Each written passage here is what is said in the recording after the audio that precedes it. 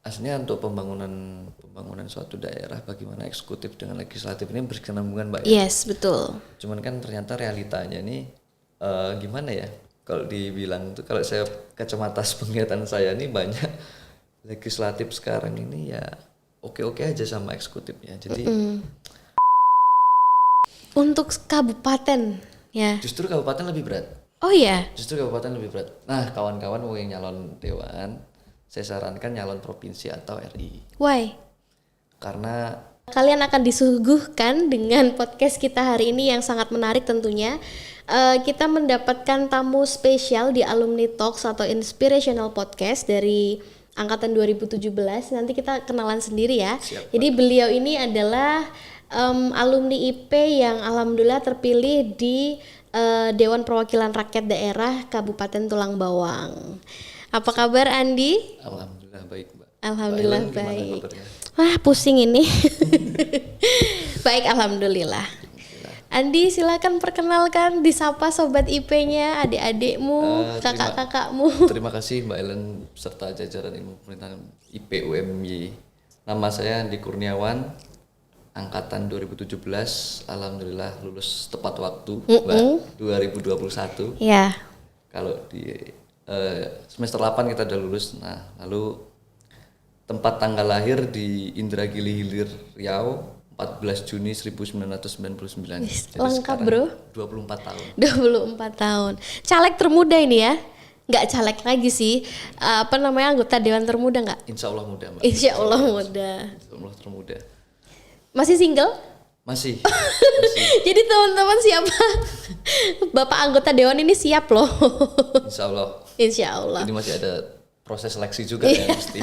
Iyalah pasti. Gimana, kangen nggak sama IP? 4 tahun yang lalu sudah 2021 ya? 2021. Berarti 3 tahun yang lalu Yang jelas lulus. kangen sih Mbak. Dulu nyesel kok kuliahnya nggak, ya dulu serius cuman nggak terlalu. Kalau sekarang tuh kita lihat di dunia kemasyarakatan, kita praktek itu dulu kok nyesel kuliahnya nggak terlalu serius. Serius cuman dulu tuh nggak terlalu Jadi orang pinter gitu ya. kupu-kupu. dulu, kuliah Kupu-kupu. pulang. Kupu-kupu aja bisa jadi anggota dewan ya teman-teman. Jadi nanti kita kulik-kulik gimana proses beliau ini menjadi seorang anggota dewan yang 24 tahun luar biasa sudah siap terjun di menjadi perwakilan masyarakat. Nah, Andi, kamu kan dulu pernah belajar di ilmu pemerintahan dan mungkin pernah ketemu sama Mbak Helen juga ya, ya kan? Nah, proses kamu masuk ke ilmu pemerintahan dan akhirnya memutuskan untuk menjadi anggota dewan itu bisa dibagi ke kita? Kalau dulu kan saya mondok ya Mbak di Jawa Timur. Jadi Oh, Masya Allah, santri. Terus saya ini tertarik sekali kan melihat tata kelola pemerintahan. Pada akhir itu saya searching di Google kan, di mana ini ada ilmu pemerintahan yang membahas tentang tata kelola pemerintahan yang bagus. Saya lihat ada di IPUMY salah satunya yang akreditasinya A. Lalu saya waktu itu masukkan rapot, nilai-nilai rapot saya di SMA dengan jalur mandiri tanpa dibantu siapapun. Ini saya masukkan lewat jalur rapot. Alhamdulillah keterima di UMY, bangga saya Mbak, bangga. Dan alhamdulillah waktu lulus 2021 saya menentukan pilihan karena memang banyak kenalan ya Mbak ya, kenalan yang saya bangun sendiri, bukan dari orang tua, bukan dari siapapun. Kenalan, coba silaturahmi sana sini, memang mungkin ada kecocokan ketertarikan di pemerintahan, dalam hal ini di anggota dewan, di kursi legislatif. Mungkin kalau di eksekutif berat Mbak, saya mungkin kalau secara IQ untuk tes CPNS berat. Kurang ya? kurang. Karena saya yakin untuk membangun, mengabdi ke masyarakat nggak harus di eksekutif juga sih. Betul. Bisa di legislatif juga bisa. Nah, kamu memutuskan untuk mendaftar atau istilahnya berpartisipasi aktif dalam partai politik dan akhirnya nyalek, itu sudah terfikirkan dari kamu masa-masa kuliah? Sudah terpikirkan. Jadi ini saya ceritain Mbak ya, jadi bahkan sampai hal tentang wanita, saya tuh sampai nggak berani Mbak. Artinya ini ada Mbak Helen nih, wah cantik, cakep nih, saya deketin. Saya takut nanti di kemudian hari Mbak Helen ini sebagai orang yang pernah saya deketin bisa menyandung kasus ke saya. Jadi saya ini terlalu antisipasi orangnya, semua preventif ya. Iya, saya tata dengan baik. Bagaimana di kemudian hari saya punya batu loncatan yang benar-benar saya injak kuat gitu. Jadi waktu kuliah saya udah mulai saya kenalan dengan anggota dewan yang di sana. Jadi saya minta bagaimana sih cara menjadi anggota dewan, apa sih yang harus saya ikuti. Akhirnya lulus kuliah itu saya dijadikan ketua PAC waktu itu. Ketua tingkat kecamatan partai politik lah. Gitu. Oke. Berarti pas kamu kuliah itu berarti sudah istilahnya kamu sudah punya apa namanya step by stepnya untuk ke sana ya. Nah, kamu kupu-kupu nih ya. Iya, Mbak. Kan kuliah pulang. Tapi di luar tuh kan kamu membangun jaringan. Iya, Mbak. Ya kan artinya tidak dipungkiri bahwa networking itu kan sekarang sangat penting ya. Sangat penting. Nah, gimana kamu mengelola itu semua? Artinya kamu dari kenalan, kamu kan tadi mengatakan bahwa ini kerja kerasmu sendiri. Biasanya kan anak muda ini diangkat oleh pamannya, orang tuanya atau saudaranya. Ini kamu berdiri sendiri. Saya waktu kuliah itu saya aktif di organisasi kedaerahan. Oke. Jadi mahasiswa Bandar Lampung ya. jadi Tulang Bawang. Oh, Tulang Bawang. Jadi masyarakat kita seluruh Indonesia ini kan di Jogja ini ada banyak perkumpulannya dari provinsi ini. Jadi di Lampung ini mahasiswanya ada sekitar sekian ribu dan khususnya Kabupaten Tulang Bawang ini data terakhir saya jadi ketua. Saya dulu ketua himpunan mahasiswanya. Dulu ada 400 sekian gitu. Itu yang mahasiswa aktif. Nah, itu saya dulu ketua, saya bangun jaringan di situ. Alhamdulillah. Dari situ saya bisa bangun jaringan di Pemkab. Bagaimana saya dulu pengen sih Mbak punya asrama di sini kabupaten. Nah, itu berarti dulu belum ada. Sekarang pun belum ada. Maka itu yang pertama niat saya pengen menjadi anggota dewan. Awal mulanya itu, saya dendam bener karena pengen punya asrama kan. Kenapa? Karena kita sudah mengajukan waktu itu. Sudah mengajukan dari tahun ke tahun, tapi kita tetap susah aksesnya kan. Artinya dendam ini dendam yang gimana ya Mbak? Ya untuk kemaslahatan mahasiswa banyak. Karena malu kan, kita kabupaten tua, tapi tanah aja kita nggak punya asrama. Jadi teman-teman diskusi itu susah, diskusi terus kawan-kawan yang kurang ekonominya menengah ke bawah itu kan nggak punya tempat di sini. Ya. Sedangkan kita seharusnya pemerintah ini melayani masyarakat tentang kesehatan, pendidikan dan lain sebagainya. Maka saya itu pengen sekali punya asrama di sini kawan-kawan mahasiswa. Gitu. Jadi jaringan di situ mulai kita bangun. Jadi pulang ke kampung udah ada jaringan di partai politik. Jadi tinggal kita masih banyak sih prosesnya. Masih banyak prosesnya. Gitu. Tapi itu adalah langkah awalmu sebetulnya ya. Langkah awal dengan jaringan di sini tuh kita lanjutkan. Kalau dikatakan di sini ini banyak impactnya juga Mbak, kawan-kawan mahasiswa di sini. Ini gimana? Kalau kita sambungkan ke pemilu, beliau ini di sini ada 20 ibaratnya 20 orang yang berdampak maksudnya 20 orang yang mahasiswa di sini ketika pulang dia bisa membawa orang tua pamannya untuk menyoblos saya misalnya. Oh, I see. Nah, itu maksudnya jaringan di situnya Pak. Artinya saya waktu kuliah udah terpikir kalau saya nyalek ini orang-orang ini mesti mungkin milih saya karena mereka tahu perjuangan saya untuk beliau-beliau ini kan gimana untuk asrama di Yogyakarta. Oke, jadi itu salah satu strategi yang dibangun ya. Salah satu strategi. Bagus, mantap. Bisa dicontoh ya teman-teman. Jadi kalau misalnya kamu semuanya punya cita-cita untuk jadi anggota DPR atau anggota legislatif, mau di kabupaten, provinsi ya, bahkan di RI, ya harus mulai dari awal, jangan sampai baru selesai kuliah ya, kuliah baru mulai. Nah, prosesmu di partai politik. Kita tahu bahwa kamu menilai perpolitikan di Indonesia gimana sih sekarang? Multi partai, banyak banget partainya, muncul partai-partai baru karena pecahan partai lama misalnya. Nah, kamu memandang perpolitikan kita sampai akhirnya kamu punya cita-cita jadi anggota dewan. Seperti apa? Kalau saya menilai partai ini Mbak ya, jadi dulu kenapa sampai menentukan salah satu partai yang saya miliki, saya ikuti itu. Boleh dong disebutkan aja ya. Sebutkan aja, Gak Partai apa-apa. Gerindra, partainya Pak Partai Prabowo. pemenang ya. Pemenang eksekutif. Kalau legislatifnya kan PDIP. PDIP ya. Jadi kenapa saya menentukan di Gerindra, karena memang saya suka ketokohannya Pak Prabowo terus terang, dan memang semua partai sebenarnya sama sih Mbak, cita-citanya untuk kemaslahatan masyarakat. Cuman pada eksekusinya mungkin kalau saya menganggap aktor yang korupsi segala macam itu perorangannya sih. Oknum.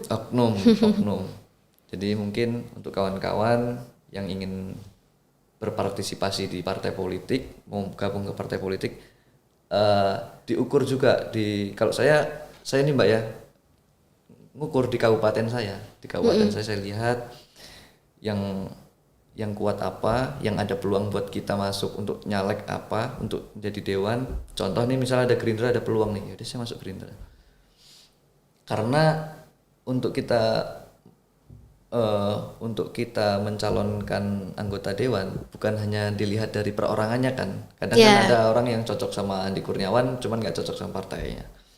Cuman kita harus bisa mengkolaborasikan. Terus terang saya kemarin jadi anggota dewan itu dibantu juga sama Prabowo Gibran.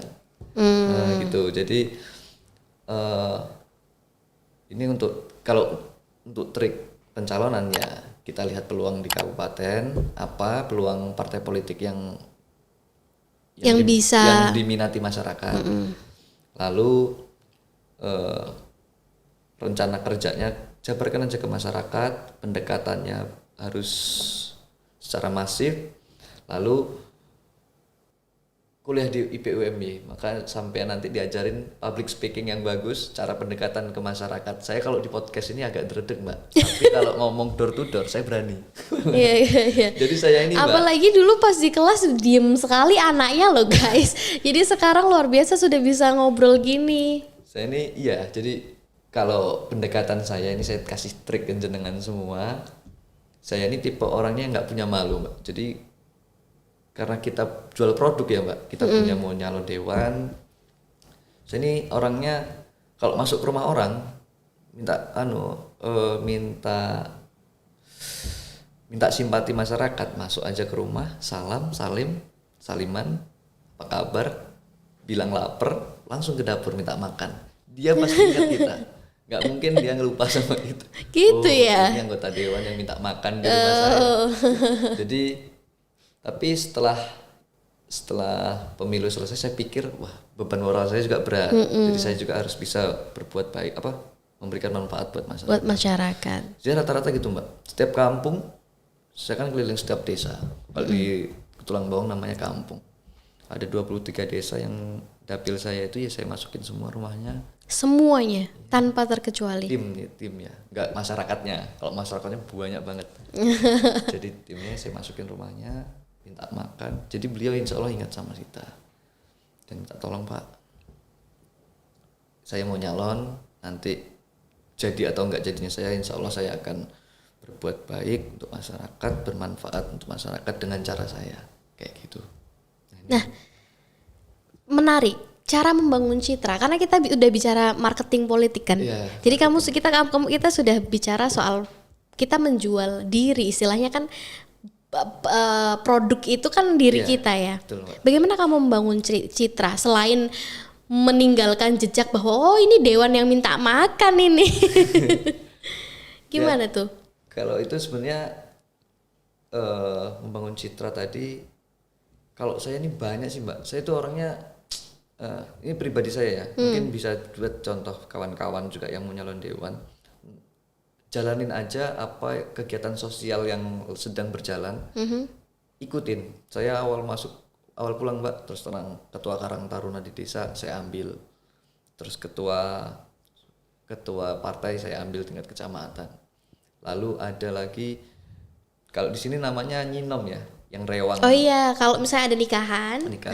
Saya itu di mana-mana di desa saya, kalau saya rewang, saya sapu jagat, Mbak.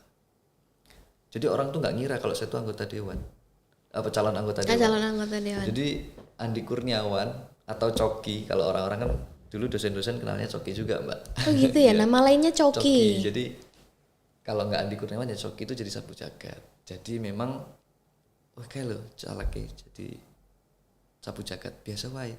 Itu pun terjadi ketika Hamin 2 minggu saya mau pemilihan, saya masih rewang Mbak, masih jadi sapu jagat.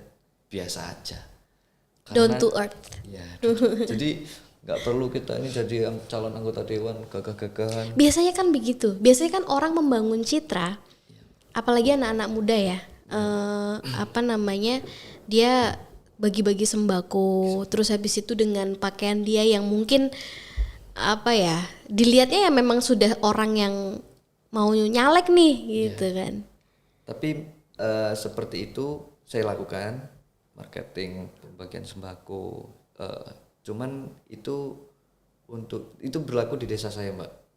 Awal mula saya bulan 10 kemarin kan itu masih tahap kampanye ya, belum masa kampanye. Jadi bahasanya saya minta restu sama penduduk kampung, penduduk desa semua. Jadi tingkat RT RW saya kumpulin, saya minta doa restu. Bahwasanya saya mau nyalon, mohon didukung, didoain, syukur-syukur dicoblos. Kalau nggak dicoblos pun nggak apa-apa. Jadi bahasa seperti itu. Jadi, sudah ngomong gitu ya. Jadi bahasa seperti itu kan menurut saya itu orang akhirnya iba sange mungkin meskipun suaranya nggak sesuai. Tapi ada nggak yang berpikir bahwa ketika kamu melakukan itu dan maksudnya orang-orang yang berpikir negatif bahwa iki saya cah cilik, ini masih belum punya pengalaman. Banyak ya. Banyak. Jadi kawan-kawan kuatin mental kalau mau nyalek. Jadi, omong-omongan negatif itu kita harus kebal telinga, kebal muka itu juga. Jadi direndahkan sudah biasa. Jadi kalau di Lampung biasanya yang nyalon itu kalau nggak orang kaya, anaknya tokoh. Kalau anaknya tokoh ya dia punya apa? Dia tokoh agama biasanya. Ya. Kalau saya membangun. Jadi kalau ada bahasa anak muda sekarang itu perintis bukan pewaris. Nah, itulah bahasa-bahasa itu saya katakan saya perintis. Ya, nggak dapat privilege soalnya ya. Privilege. Nah, itu saya bangun door to door, desa ke desa, diremehin biasa Mbak, biasa. Bahkan harap nyalon merenek duit, sopo sing arep milih. Itu udah biasa kalau di dunia sekarang kan. Jadi makanya kawan-kawan semangat kalau mau nyalon dewan, ada waktu 5 tahun lagi untuk bangun jaringan dari sekarang. 2029 kan. Berarti kamu kalau dulu 17 ya? 17 mulai itu udah punya cita-cita itu loh? Udah mulai Mbak. Oke, kita hitung 17, 18, 19, 20, 21, 22, 23, 24. 24. Persiapannya kurang lebih 7, 8 tahun ya. Tapi yang benar-benar saya udah benar-benar mau nyalon itu yang benar-benar nyari jaringan, membangun jaringan benar itu 4 tahun terakhir Mbak. 4 tahun terakhir. 4 tahun terakhir. Ya habis lulus itu ya, betul-betul. Ini. Jadi kalau dulu jadi ketua itu belum tahu ini hidup mau kemana. Yang penting saya bangun jaringan aja. Jadi kamu di kuliah nggak punya pacar? Di kuliah dulu ada. Oh ada. Kampus tetangga. Kampus tetangga. Artinya kan kamu betul-betul menjaga sikap etika, ya kan, martabatmu sebagai seseorang ini. Jangan sampai ini aku macem-macem dan lain sebagainya kesandung kasus akhirnya apa yang sudah kamu bangun hancur. Iya betul Mbak. Biasanya kan kayak gitu dan kamu alhamdulillah luar biasa menjaganya ya. Saya udah kepikiran gitu Mbak dari dulu emang dari zaman kuliah. Dari zaman kuliah. Membangunnya itu memang ya untuk kawan-kawan kalau mau nyalon atau mau jadi apa, saya karena pikirannya gitu Mbak. Nanti saya jadi anggota dewan atau jadi pejabat publik atau jadi orang apapun yang itu ya menengah ke atas. Kalau kita ada kasus juga kan nggak enak. Nggak enak, betul. Nah, oke, ngomong-ngomong pencalonanmu kamu dari partai dan apapun itu, ketika proses kampanye kemarin, ada positif, ada negatif. Apa sih tantangan terbesarmu? Tantangan terbesar kalau kita mau jujur malah ada penekanan dari aparatur kampung. Jadi memang Kalau Aparat desa. aparat desa. Kalau di sana Oke. kampung kan. Oh iya. Kalau di sana kan kampung. Aparat desa. Di aparat desa itu memang beliau ada titipan calon. Nah, dan di mana kita ini pendatang baru cenderung dipandang negatif, Sebelah mata. Bahwasanya saya ini punya banyak tim yang diintimidasi oleh aparatur kampung. Saya sebut aparatur kampung karena cakupannya luas, Mbak ya. Betul. Oknum aparatur kampung. Bahkan ditekan. Kalau saya katakan itu bahkan ada yang bulognya dicabut, BLT-nya dicabut ada. Memang keras. Kalau nggak mau Kalau nggak mau nyoblos si ini misalnya gitu. Jadi kalau kamu nyoblos si Andi Kurniawan, awas nanti kalau ada urusan jangan datang ke saya. Terus setelah pemilihan itu, Mas, kemarin saya dapat bulog, sekarang nggak dapat bulog. Itu ada terjadi di beberapa kampung, di beberapa desa. Keras, makanya nyalek itu. Jadi saya bukannya menakut-nakuti, cuman mungkin setiap wilayah beda. Tempat saya di rumah saudara saya di Riau juga nggak sekeras di Lampung. Jadi mental harus kuat, jiwanya harus besar, anak muda nggak boleh loyo kan gitu. Nggak boleh jadi strawberry, kan generasi strawberry ya. Iya. Strawberry jatuh sedikit lembek hancur, ya kan. Ngomong-ngomong soal pencalonanmu yang ada di Tulang Bawang, Iya, Mbak. di Lampung ya. Kamu kan lahir di Riau. Lahir di Riau. Ada besar di sana juga. SD di Riau. Di Riau. Terus kemudian kenapa kamu nggak memilih Riau? Sebenarnya kalau di Riau orang tua juga di Riau kan. Jadi pikir saya orang tua dulu tuh pernah sambat, mengeluh, Mbak ya, waktu saya kecil. Nah, ini juga salah satu saya pengen masuk ke ilmu pemerintahan atau pengen tahu tata kelola pemerintahan. Karena orang tua dulu sambatnya gini, aku bayar pajak ben bulan, ben tahun, tapi kok jalannya ngene-ngene wae. Mungkin orang tahu kalau di Lampung tuh jalannya banyak yang jelek. Iya, kan waktu itu pernah viral karena Presiden Jokowi sampai ke sana itu. Iya. Jadi orang tua tuh dulu tahun saya kecil pernah, tahun berapa lo saya lupa. Beliau bilang bayar pajak setiap tahun kok jalannya gini-gini aja. Nah, itu maka dari itu saya pengen masuk ilmu pemerintahan, pengen mengerti pembangunan pemerintah ini gimana, tata kelola keuangannya bagaimana. Nah, lalu kenapa saya nyalonnya di Lampung ya, karena saya pengen bangun Lampung, Mbak. Kalau di Riau saya ini terus terang kalau sama hidup sama orang tua ini gimana ya? Oh, kurang ini ya? Kurang banyak pro kontra. Saya ini mau nyalon aja nggak direstuin sama orang tua, Mbak, sebenarnya. Oh iya? Nggak direstuin. Akhirnya direstuin? Prosesnya lama. Prosesnya itu untuk meyakinkan itu lama. Bahkan hamin 3 minggu apa 2 minggu lah. Itu baru direstuin sama papa. Tapi kan bapak ibumu tidak bisa nyoblos Nggak kamu. Nggak nambahin suara juga sih. Iya. Tapi alhamdulillah orang tua nyemangatin di akhir-akhir, di last minute nyemangatin, mendoakan, bahkan all out. Beliau bisa seperti itu karena ya tim-timnya udah mati-matian di bawah. Masa orang lain aja lain bisa orang tua enggak gitu. Akhirnya direstuin juga. Sebenarnya banyak upaya orang tua ini biar saya nggak nyalon, Pak. Ini mungkin motivasi buat kawan-kawan juga yang direstuin, yang banyak halangannya, lantak aja, sing tatak jare wong cacah saya gitu, Pak. Aku juga nggak direstuin. Aku juga dulu punya cita-cita pengen jadi anggota DPR. Iya, Pak. Karena ya kayak kamu misalnya melihat persoalan yang sebenarnya ini tuh harusnya bisa loh, karena kita sudah belajar ilmunya ya. Di ilmu pemerintahan kan kita diajarkan banyak hal, politik, administrasi publik juga, soal jalan, soal pelayanan publik gitu-gitu. Tapi orang tua aku nggak setuju karena ya mungkin perempuan, terus habis itu jegal-jegalannya seperti apa. Dan capek banget, Mbak. Capek ya. Capek banget. Kamu persiapan dari kampanye, mulai publish bahwa ini calon-calon boleh kampanye nih sampai akhirnya titik terakhir hari H kamu ada sesuatu yang bikin ini nggak? Hari H kalau hari H saya malah istirahat di rumah. Istirahat di rumah, setelah nyoblos saya istirahat. Baru malamnya. Ini buat kawan-kawan juga, yang nyalon dewan, bagaimana kita harus pandai-pandai mengamankan C1. C1 ini kan bukti kita untuk hak suara kita Hak itu suara. dibuktikan oleh C1. Jadi syukur-syukur kalau partainya besar. Biasanya kalau partai besar tuh punya saksi, Mbak, di setiap Ya. TPS. Maka pentingnya saksi di TPS itu mungkin bisa terjadi penggelembungan suara. Saya belum mengerti ada proses penggelembungan suara atau tidak, karena kan ada KPU, ada Bawaslu, ada saksi partai. Ya, betul.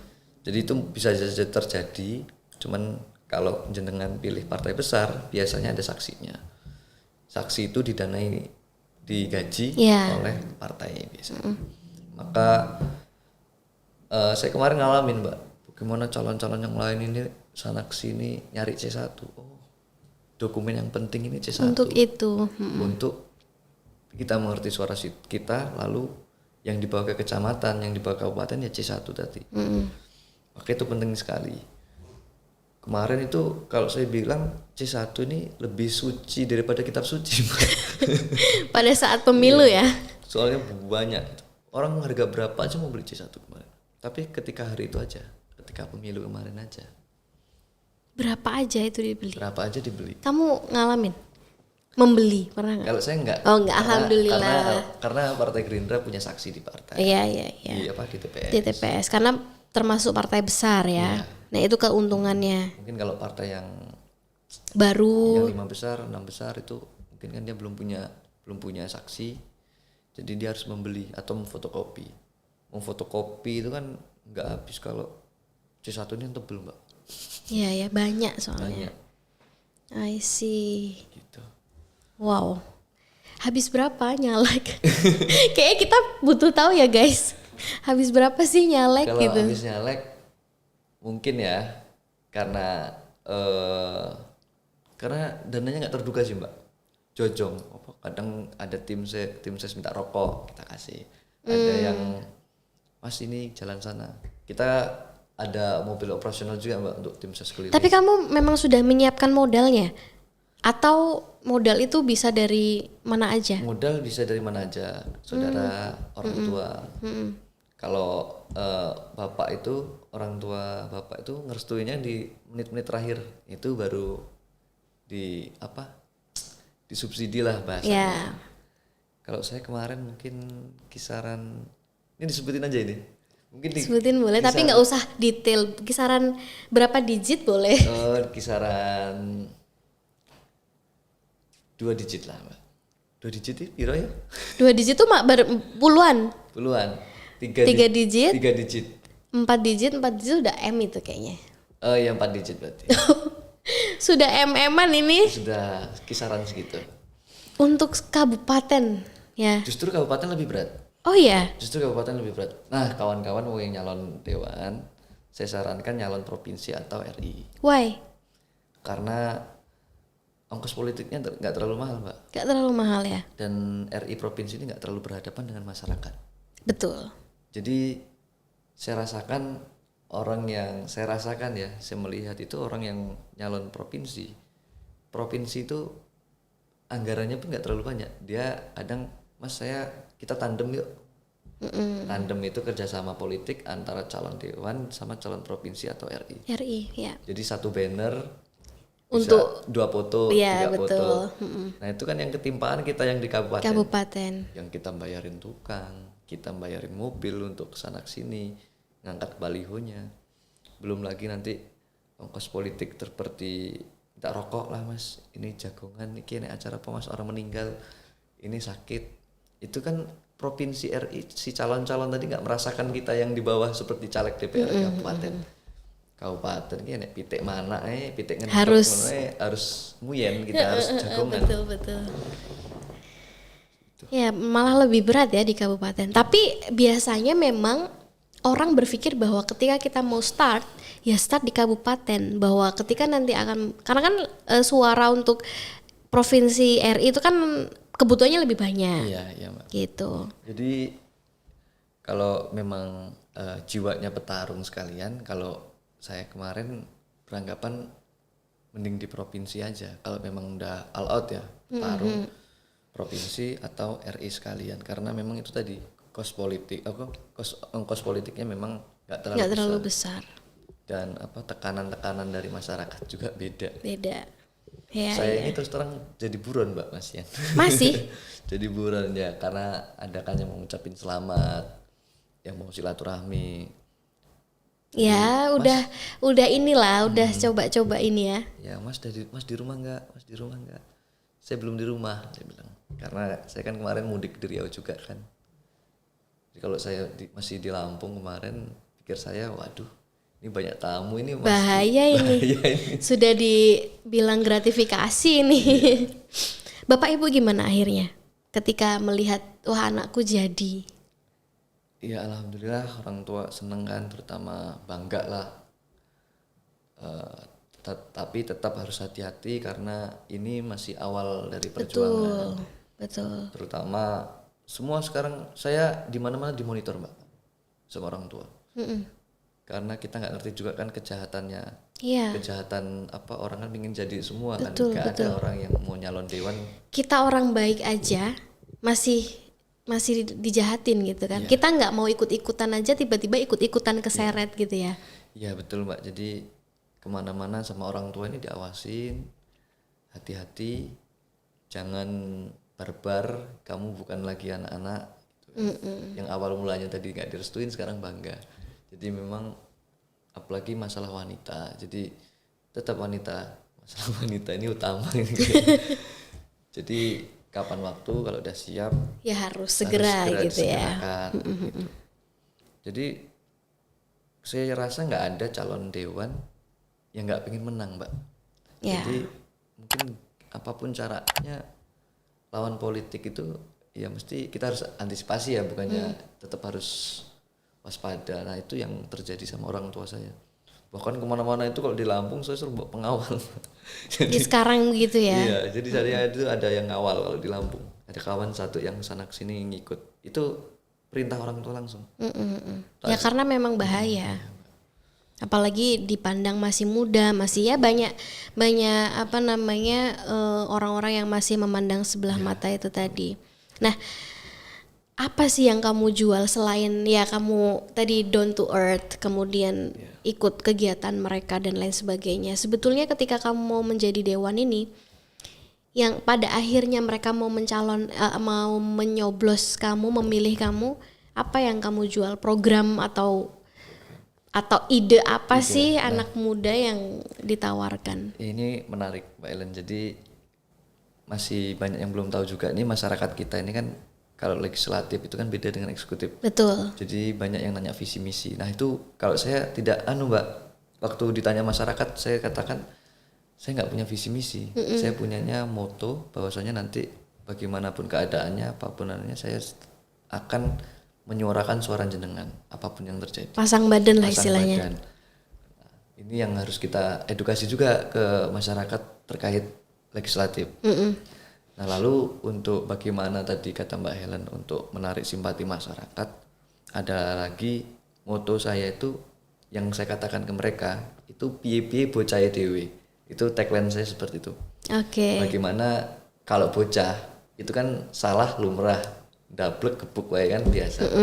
Diarahkan masih enak. Nah itu yang saya sampaikan ke masyarakat. Bagaimanapun saya ini anaknya jenengan. Mau jenengan arahkan model gimana aja. Nah mungkin itu bahasa itu bisa menyentuh beliau-beliau, bisa membawa menjadi simpati beliau ke kita kan. Gitu. Ya. Piye bocah dewe Mbak. Nah, itu tagline saya. Kalau piye wonge dewe itu mungkin kalau udah dari wonge ya orang Wong diwongke gitu ya. Kayak bocah ya kan RP disentil juga lumrah. Jadi bahkan bahasa saya ke beliau-beliau sebagai masyarakat itu udah sampai seperti itu. Jadi niat tulus, ikhlas, mental, jiwa yang besar, terus dan lain sebagainya. Terakhir modal. Ya penting juga modal tidak hanya modal sosial, tidak hanya modal politik, tapi modal benar-benar materi itu memang sangat penting ya. Penting Mbak. Materi itu karena memang kos politik di Lampung nih tergolong besar juga, mungkin kemarin ada di media cetak itu termasuk besar di Lampung. Kamu nomor berapa? Nomor Saya nomor urut 5 dari 8 calon. Nah itu juga saya pesimis awal mula Mbak, pesimis. Siapa orang mau nyoblos nomor 5? nomor 5, iya. Kan kita nggak ada gambar juga. Adanya Andi Kurniawan SIP nomor 5. Nah lalu tapi saya tetap yakinkan ke tim, kita insya Allah bisa. Saya awal mulanya pesimis Mbak, ketua kecamatan loh dikasih nomor 5. Cuman saya ngomong sama ketua partai Tulang Bawang, Kabupaten Tulang Bawang Partai Gerindra. Wah saya kayaknya berat ini.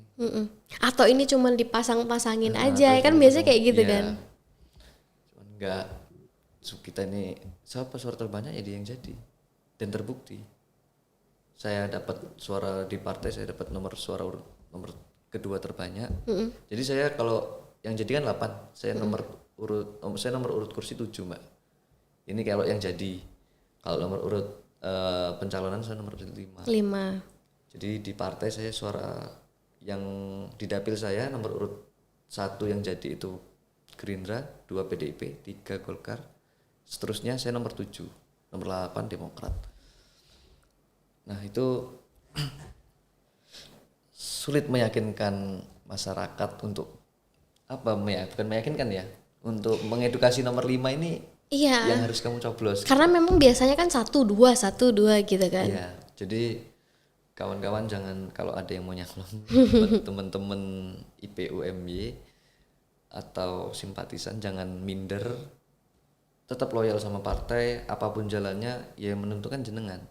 Jadi saya tetap loyal, mungkin ini bentuk sebagai anak baru nih, kita kasih nomor 5 aja lah. Nah mungkin itu spirit buat saya, harus kerja keras dan terbukti. Dan orang-orang itu kan kenalnya bukan Andi Kurniawan Mbak, Coki. Kenalnya kan Coki. Nah ini bahaya juga. Gak ada namanya Coki gitu ya. Gak ada namanya Coki. Jadi saya dua kali sosialisasi di sana. Jadi yang awal mulanya orang kenalnya Coki, jadi sampai ibu-ibu itu kalau di pasar itu yang dibahas Andi Kurniawan itu Coki tuh Andi Kurniawan. Jadi susah ya.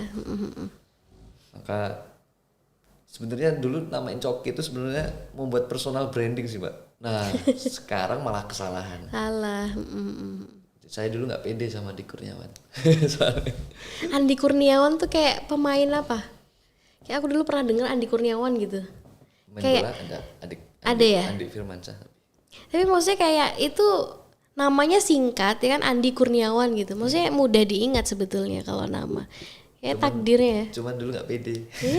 Sekarang ya alhamdulillah. Alhamdulillah dengan nama itu berkah ya. Berkah Mbak.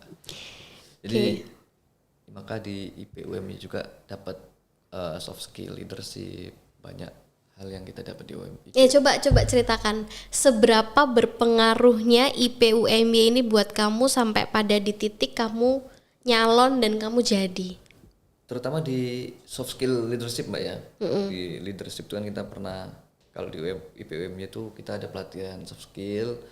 Jadi leadership ini kita dikasih bagaimana kalau di masyarakat kan di bawah kan sosial masyarakat kita bersentuhannya sama itu. Bagaimana menyelesaikan masalah, solusi, saran. Yaitu saya dapatkan di IP. Bagaimana menyelesaikan masalah, ketenangan. Terus untuk kita tadi semua dapatnya dari mana? Kalau kita udah punya solusi. Ya dengan public speaking yang bagus juga ya di IPUMI juga saya dapat soft skill itu. Jadi semua itu tadi gimana ya? Ya kita dapatkan di IPUMI, berkahnya dari IPUMI tadi seperti itu. Jadi nggak serta merta kok saya bisa nyalon dewan. Banyak calon anggota dewan anaknya tokoh, cuman untuk bicara aja beliau susah. Apalagi menyelesaikan masalah gitu. Kalau saya pure memang saya dapatkan di bangku kuliah kan gitu. Bagaimana teori kita sejalankan dengan praktek. Betul. Apalagi yang nggak pernah kuliah, bukan maksudnya nggak pernah kuliah, nggak pernah belajar, bagaimana mau menyelaraskan dengan praktek kan? Ya betul. Jadi sekarang milih kampus, milih kuliah juga harus dilihat ya, bahwa kan banyak juga kampus-kampus yang dia apa namanya advertise-nya bagus, tapi ternyata di dalam kita nggak diajarin apa-apa, ya udah lulus aja nanti bingung gitu, nggak ada bekal. Banyak seperti itu Mbak kampus. Nah ya. Saya rasa saya baru di IPUMY ini ya. Saya kan studi lagi S1 di Lampung. Bisa dibandingkan ya. Bisa dibandingkan kualitasnya. Saya ini di sini kupu-kupu. Di sana nih sering ditanyain kawan-kawan, Mas ada tugas apa gitu. Karena saya merasa dulu sama dosen juga sering ditekan, sering kita dituntut untuk disiplin, tugas ini itu macam. Jadi itu kebawa sampai sekarang saya semester 6 di ilmu hukum di salah satu perguruan tinggi di Lampung. Wah ini kampus nggak ada apa-apanya sama kampus ini, bilang gitu. Jadi memang makanya jenengan yang mau kuliah, punya anak juga mau kuliah, dilihat dulu track record kampusnya seperti apa, betul. Fasilitasnya, terus dosen pendidiknya seperti apa gitu.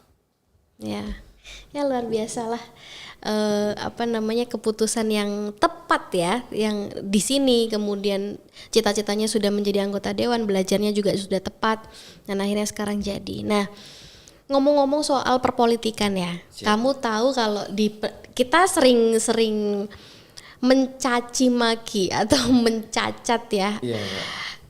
Anggota dewan kita atau misalnya pemerintahan kita lah, bahwa ketika kita belajar pemerintahan nggak mungkin dong belajar ilmu pemerintahan terus kita tidak mengkorek dan kita ngomongnya baik-baik aja. Pasti di dalam kelas juga tektokannya dengan diskusi dosen mahasiswa, pasti ini permasalahan ini begini. Nah, melihat kacamata bahwa kita harus sadar ya bahwa anggota dewan ini sekarang posisinya adalah ya diremehkan oleh masyarakat. Kenapa? Karena tidak benar-benar menyampaikan aspirasi, kemudian ya banyak korupsinya, banyak ini dan itu. Terus habis itu pas apa namanya ada keputusan misalnya di legislasinya gak goals dan lain sebagainya. Nah, problematika itu maksudnya perspektif dari masyarakat. Kemudian bagaimana kamu kan harus membangun citra terus sampai nanti kan, pasti. Nah, yang akan kamu tawarkan ke mereka gimana? Mungkin kalau melihat aslinya untuk pembangunan suatu daerah, bagaimana eksekutif dengan legislatif ini berkesinambungan, Mbak ya? Yes, betul. Cuman kan ternyata realitanya ini gimana ya? Kalau dibilang tuh, kalau saya kacamata penglihatan saya ini banyak legislatif sekarang ini ya oke-oke aja sama eksekutifnya. Jadi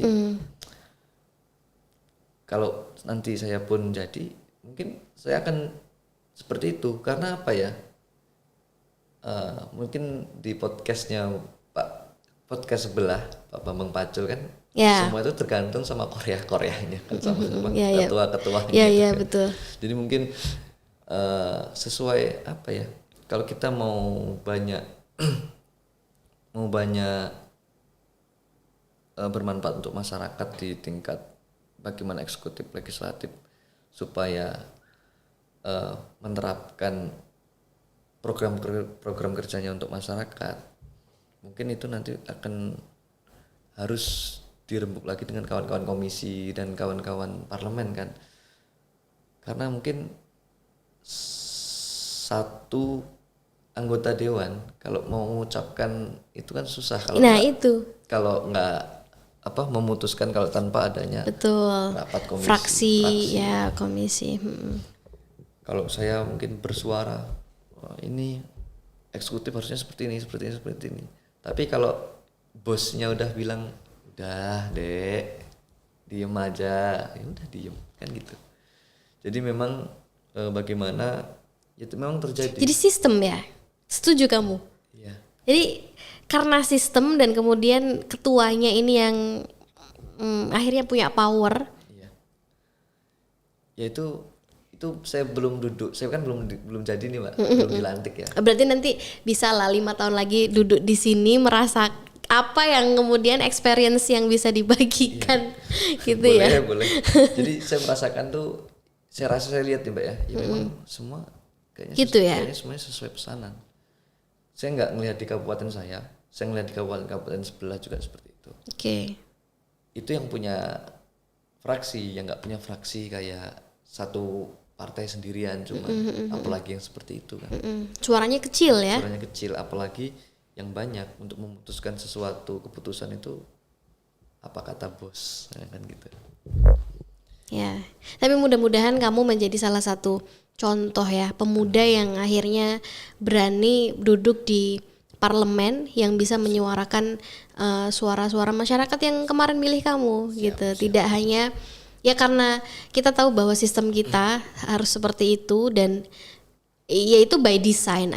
Artinya adalah kalau tidak 50% plus 1 tidak bisa disetujui dan lain sebagainya, itu kan memang by design sistem ya. Tapi mudah-mudahan kita doakan bersama sukses selalu. Andi menjabat nanti dilantik kemudian menjalankan tugas sebagai anggota dewan di DPRD Tulang Bawang dan membawa perubahan yang signifikan untuk daerahnya. Nah mungkin terakhir bisa kamu mau berpesan apa kepada adik-adikmu sekarang yang masih belajar dan mungkin akan menjadi seseorang sepertimu ke depan, apa yang harus mereka siapkan? Pesan buat kawan-kawan di bangku kuliah IPUMY khususnya, belajar yang benar, intinya belajar yang benar, lihat peluang, ruang-ruang diskusi itu dipenuhin. Ya. Ikut ruang diskusi bagaimana kondisi saat ini. Ruang diskusi itu kalau kita ngelihat negatif nggak ada manfaatnya, Mbak. Ya, kalau betul. Saya ini nyesel dulu kok nggak suka lihat diskusi. Saya itu orangnya termasuk kupu-kupu nggak suka diskusi, Mbak. Jadi saya merasakan sekarang wah banyak problematika. Ternyata itu penting. Banyak problematika kita sekarang yang hadir, yang ada di ruang-ruang diskusi tersebut. Berani, benar, berhasil, tetap semangat, muda mendunia seperti tagline UMY. Ya. Seperti itu. Mungkin itu aja, Mbak. Oke, terima kasih banyak Andi sudah bermain di alma maternya tercinta di IPUMY, dan teman-teman mudah-mudahan ini menjadi kisah inspiratifnya beliau ya, karena memulai di menjadi politisi itu di usia muda, dan kita bisa contoh yang baik-baiknya. Tadi dari cerita-ceritanya luar biasa perjuangannya, dan satu hal yang tadi aku kutip dari Andi bahwa ya kalau kamu mau menjadi orang yang berhasil ya harus mau berjuang. Ya. Kalau misalnya kamu nggak mau berjuang, ya udah yang mudah-mudah aja gitu. Oke, terima kasih. Kita ketemu lagi di podcast selanjutnya. Jangan lupa share dan subscribe. See you. Terima kasih. Bye bye.